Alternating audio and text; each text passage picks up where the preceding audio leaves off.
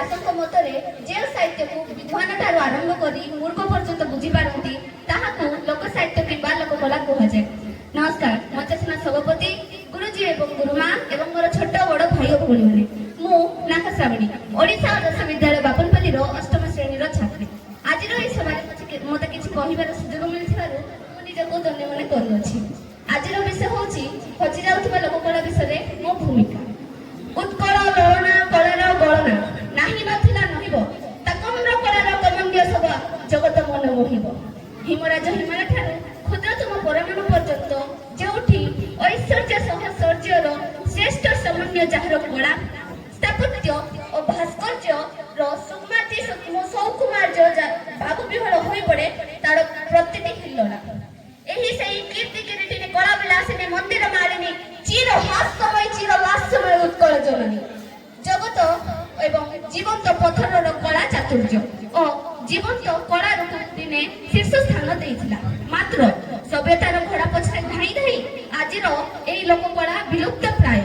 କଳାକୁ ଭଲ ପାଉଥିବା ଉତ୍କଳୀୟ ସମାଜ ଆଜି ଯେମିତିକି ସତେ କଳାଠୁ ମୁହଁ ମୋଡ଼ି ଦେଇଛି ଏବଂ ଆଜିର ଯୁବଶକ୍ତି ସୋସିଆଲ ମିଡ଼ିଆ ଯେମିତିକି ଇନଷ୍ଟାଗ୍ରାମ, ଫେସବୁକ୍ ଏବଂ ବିଭିନ୍ନ ସୋସିଆଲ ମିଡ଼ିଆରେ ବ୍ୟସ୍ତ। ଲୋକକଳାକୁ ବଞ୍ଚାଇ ରଖିବା ଜଣେ ବ୍ୟକ୍ତିଙ୍କ ପାଇଁ ଅସମ୍ଭବ। ଏଥିପାଇଁ ଜାତୀୟ ଓ ସାମୂହିକ ଚେଷ୍ଟା ଆବଶ୍ୟକ। ମାତ୍ର ସେଇ ଆରମ୍ଭ ମୁଁ ହେବି।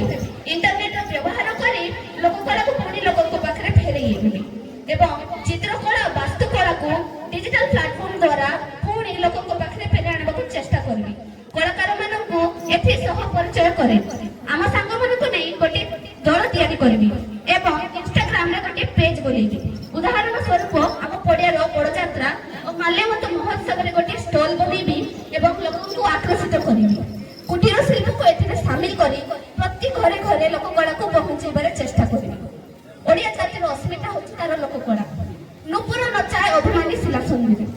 ଭାଗ ନାଚ, ଘୋଡ଼ା ନାଚ, ସମ୍ବଲପୁରୀ ଏବଂ ଆଦିବାସୀ ବହୁତ ନୃତ୍ୟ ଅଛି। ମାତ୍ର ଆଜିର ଯୁବଶକ୍ତି ଏ କଳାକୁ ଭୁଲେଇ ଆସିଛି।